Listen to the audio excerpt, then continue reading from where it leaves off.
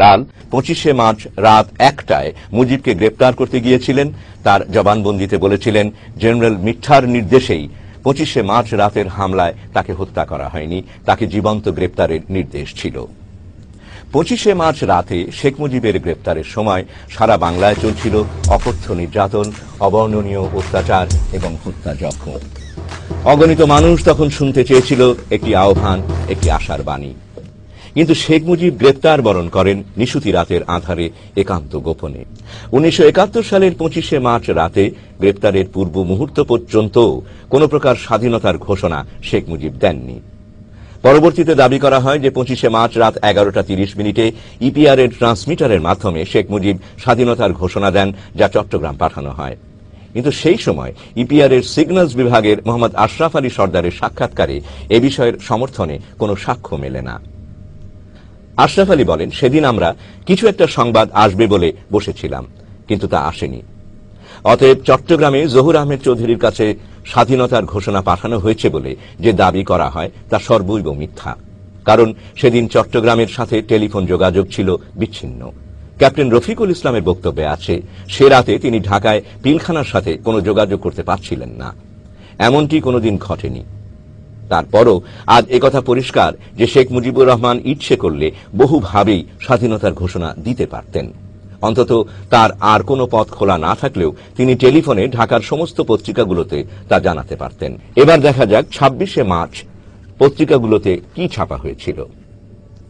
1971 সালের 26শে মার্চ ইত্তেফাকের যে সংখ্যাটি প্রকাশিত হয় কিন্তু কখনো আলোর মুখ দেখেনি, সেটি যদি যথারীতি জনসাধারণের হাতে আসত, তাহলে সকলে অবাক হয়ে দেখত সেখানেও স্বাধীনতার কোনো ঘোষণা নেই।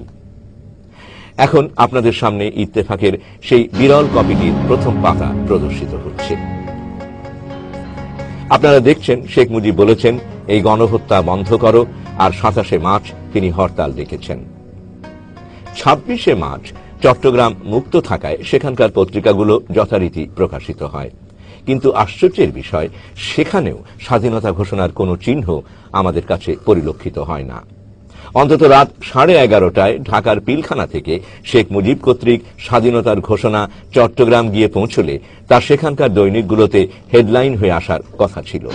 এবার আমরা দেখি সেদিন চট্টগ্রাম থেকে প্রকাশিত পত্রিকাতে কি ছিল। চট্টগ্রাম থেকে প্রকাশিত পিপলস ভিউ পত্রিকার প্রথম পৃষ্ঠার হেডলাইনে ছিল, মুজিব কলস ফর জেনারেল স্ট্রাইকস টুমরো। অর্থাৎ পুরো পত্রিকার কোথাও স্বাধীনতার ঘোষণার কথা নেই। আজ ইতিহাসের কণ্ঠস্বর থেকে এই আওয়াজই বেরিয়ে আসছে যে শেখ মুজিব যদি 7ই মার্চ বা তার পরবর্তীতে স্বাধীনতার ঘোষণা দিতেন, দুঃখজনকভাবে তাহলে 30 লাখ নিরীহ মানুষ মারা যেত না, 2.5 লক্ষ মহিলা ধর্ষিতা হতো না, রক্তপাতহীন দ্রুত এক বিপ্লবের মাধ্যমেই বাংলাদেশের স্বাধীনতা অর্জিত হতো এবং অবিশ্বাস্য রকম কম সময়ের মধ্যেই তা ঘটত। তখনকার রাজনৈতিক নেতাদের হঠকারী সিদ্ধান্ত এবং বলা যায় নীরব সমর্থনের সুযোগেই পাকিস্তানি আর্মিরা দীর্ঘ প্রস্তুতি নিয়ে 25শে মার্চ রাতে রাজারবাগ পুলিশ ক্যাম্প, বিডিআর ও বাংলাভাষী সৈনিকদের ওপর আক্রমণ চালায়। শত শত লাশ তখন রাস্তায় রাস্তায়, আনাচে কানাচে, বাড়িঘরগুলো পুড়ছে, চারদিক ছারখার, সে এক নারকীয় দৃশ্য। ডেইলি টেলিগ্রাফে 30শে মার্চ সাইমন রিং এর রিপোর্ট।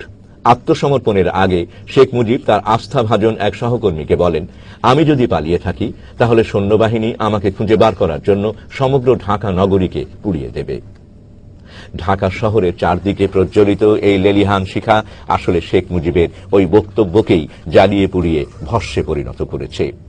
ঢাকা শহরের এই চিত্রের সম্মুখে যদি শেখ মুজিবকে দাঁড় করানো যেত, তাহলে তিনি লজ্জায় দুঃখে কুঁকড়ে যেতেন কিনা জানি না, কিন্তু এদেশের মানুষ তখন সেই অগ্ন্যুৎপাতের ভেতর দিয়েই, এই গুলির ভেতর দিয়েই মরিয়া হয়ে পালাচ্ছিল।